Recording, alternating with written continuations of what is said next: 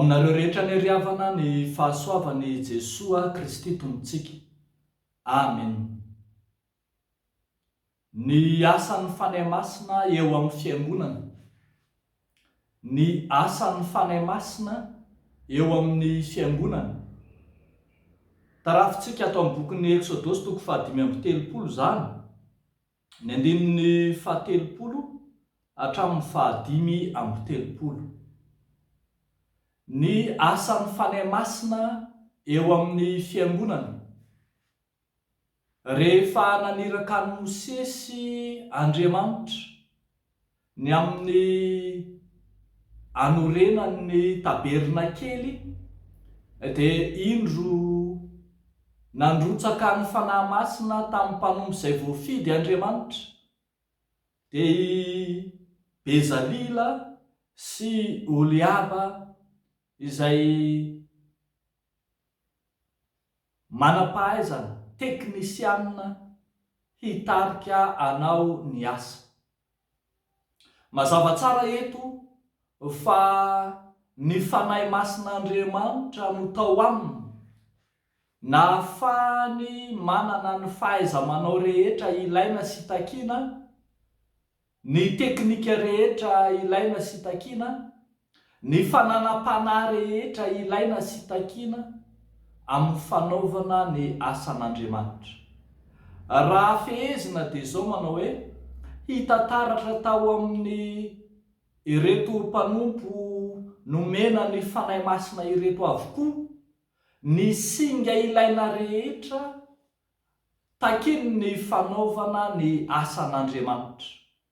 Fa mandinika tsara tsika dia nomena anazy ny fahendrena, ny faharanita-tsaina, ny fahalalana, ny fahaizana mamoron-javatra ary hatramin'ny fahaizana mampianatra koa aza dia nananan'izy ireo. Ambara mantsy ry havako fa ny fanahy masina mihitsy no miasa amin'ny asa am-piangonana, ka ny fanahy masina no manome ny fahaiza-manao samihafa ho an'ny mpanompo izay manatanteraka ny asa ao anatin'ny fiangonana. Eto zany dia hitantsika taratra sahady ilay fanahy masina miasa no manatanteraka ny fampiroboroboana ny fiangonana, fa tsy dia ireto olona izay nofidiana ireto fotsiny tsy akory. Rehefa adiniantsika tsara dia maro be ireo asa izay nanendrena azy ireo ho ataony. Eo amin'ny manomboka ny 10 sy ny manaraka hatramin'ny 15 dia lazain'ny bokin'ny Exodosy amin'ny atsipriany ireo raharaha izay miandry azy ireo. Eo dia voalaza fa anao ny tabernakely sy ny lainy sy ny firakony sy ny farangony sy ny zanakazony sy ny barany sy ny andriny sy ny faladiany, ny fiara sy ny baony, ny rakotra, hatramin'ny lamba fanakonana, hatramin'ny fanaka rehetra ao anatiny, ny latabatra, ny fanaovan'ny jiro, ny alitara fandoroana, ny fefilamba, maro be ny asa izay miandry azy ireo. Kanefa dia hitantsika eto fa nananan'izy ireo avokoa zany fahaiza-manao rehetra zany, hatramin'ny fikirakirana ny volamena, ny vato, ny volafotsy, ny hazo, ny vy, hatramin'ny tenina lamba, dia hain'izy ireo avokoa zany.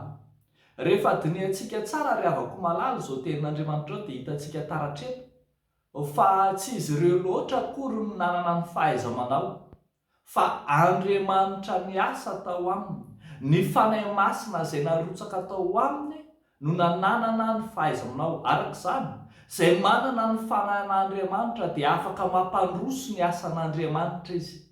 Izay manana ny fanahy masina ao aminy dia manana fahaiza-manao rehetra anatanterahana ny asan'Andriamanitra izy.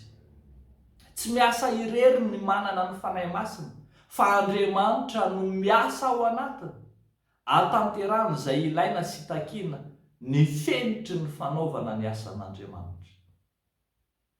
Efa mandinika izao soratra masina izao isika dia mahita tsara fa na ny mpianatra aza tamin'ny fotoan'andro olona kanosa raha be fatahorana ary tsy dia tena manana fahaiza-manao firy akory, fa rehefa nirotsaka taminy ny fanahy masina tamin'ny andron'ny Pentekosta dia hitantsika tsara fa zary lasa mpitory teny kalaza sy mpitory filazantsara ary mpandahateny mahay, raha tsy teny afa-tsy ny apôstôly Petera tsika ohatra, ary dia nanana ny hery rehetra hanatanterahana ny fitoriana filazantsara izy satria ny fanahy masina no nomba azy.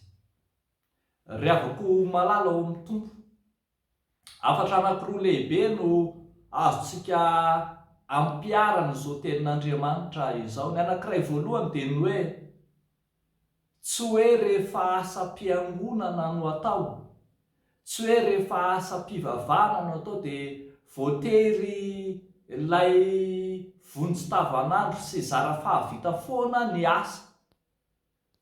Mandrakariva ny fiangonana dia tondron'ny olona molotra satria tsy mba manao zavatra maty aminy, entin'ny mandrakariva entin'ny heverina fa ny fanoratena no mibaiko, ka tsy mba misy fenitra ilaina sy takiana amin'ny fanaovana zavatra.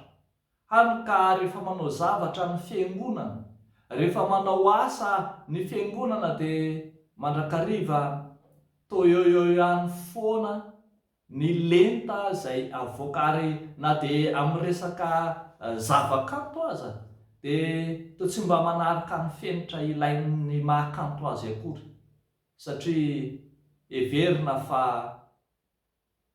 tsy mba misy karama na misy kashe ohatra ny an'ny mpanakanto malaza. Fa eto kosa dia miteny ny tenin'Andriamanitra fa ny fananana ny fanahy masina ahatakara ny fiangonana ny fenitra ilaina amin'ny asa rehetra, afaka tsy mena mitaha amin'ny asan'izao tontolo izao ny asan'ny fiangonana, satria ny fanahy masina no ao aminy.